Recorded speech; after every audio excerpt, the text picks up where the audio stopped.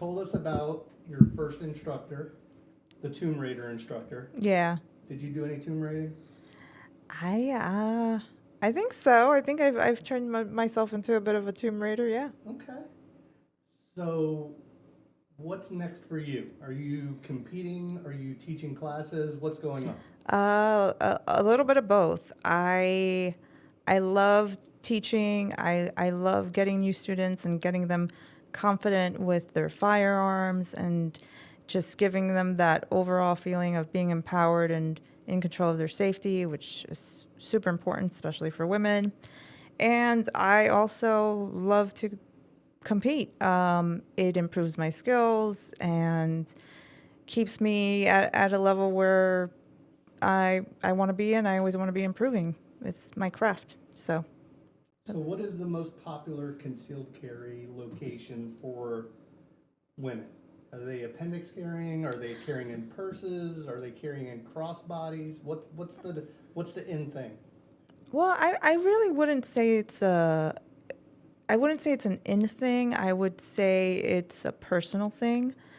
I personally carry appendix. I think that's the best way to get to your firearm quickly and easily. But I do know women who um, carry 3 o'clock or even further back, and they're comfortable with it. And it's a personal preference. It's whatever you feel more comfortable with, and however you train. And it's really up to the individual.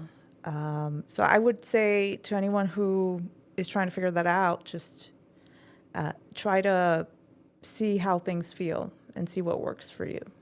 Okay, now you've been teaching these concealed carry classes. What's been the most popular concealed carry pistol you've seen students bringing or being recommended, or what would you recommend? It's usually Glocks and SIGs. I carry the SIG P365. I think it's great. I shoot very well with it. I'm very comfortable with it. It was probably the first gun I ever shot. So for me, it works. I love it. But I also love Glocks. Glock 17, Glock 19, great. Glock 43, Glock 43X. Those are pretty popular, and it's a good concealed size. It's a good concealment size. But again, it's up to the individual. Like if you want to carry a bigger handgun, by all means. So, Amy, tell me about your certification process, classes you had to take in order to become an instructor. First, I became a RSO, a range safety officer, and then I took the NRA instructor course. And it's basically there's a qualifier. You have to shoot out a certain distance and hit a certain accuracy.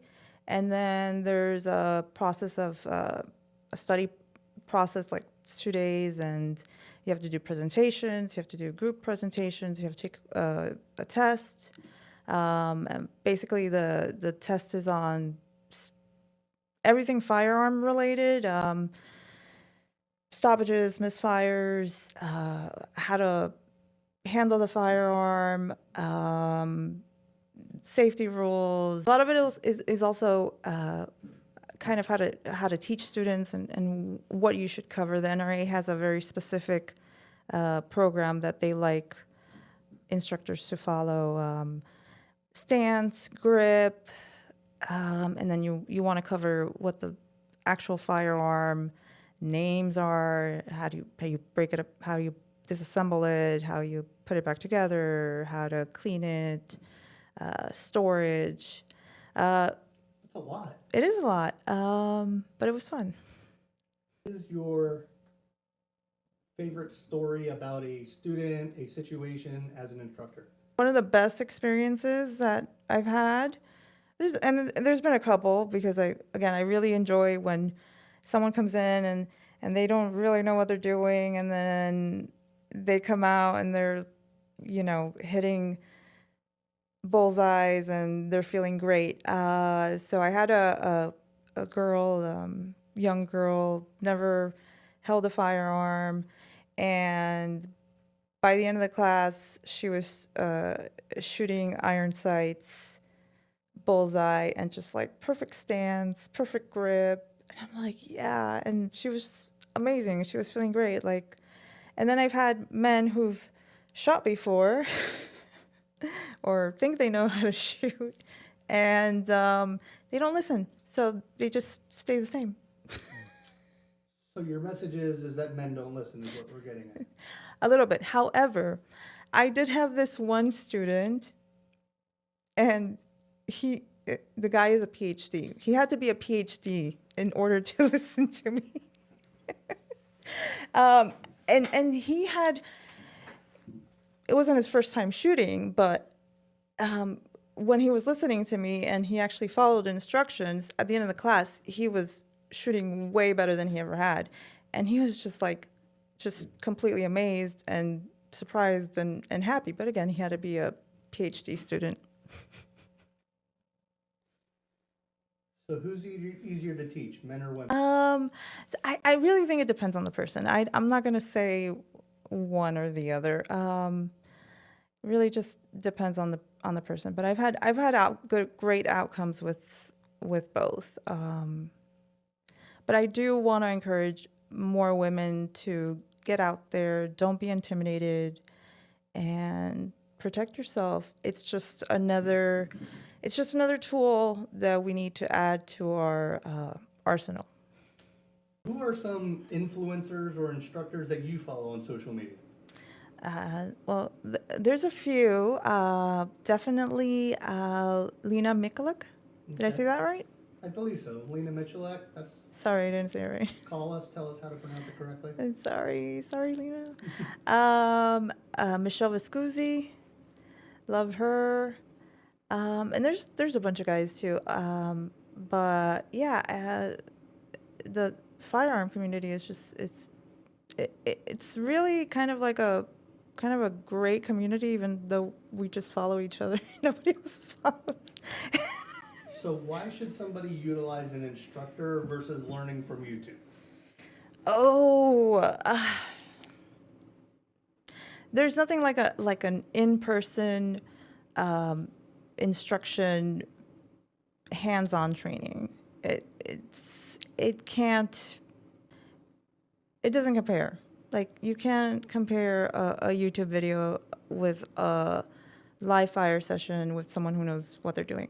Of course, I mean, I watch YouTube videos all the time, and they do help me, but I wouldn't do that unless you get to a certain level and you're comfortable, and especially you know your safety rules, and you're comfortable handling your firearm, and then you can go on YouTube and learn some tips and tricks. I think I find a lot of instructors end up fixing YouTube instruction more than people benefiting from it.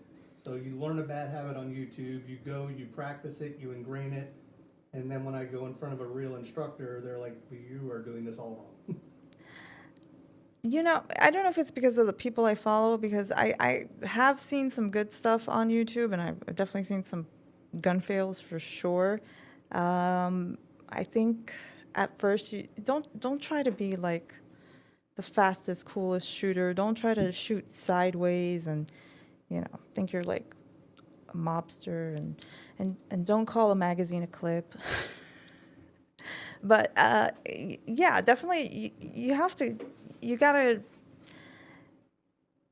have an instructor at first, and then I mean, even professionals still train with other coaches and other people that are at a higher level. So it doesn't really end. So, you know, you're constantly learning. So definitely please get an instructor if this is something you want to do and something you want to be good at. However, I do want to say that for self-defense and just for overall safety, you don't have to become a competitive shooter, and you don't have to be a pro shooter.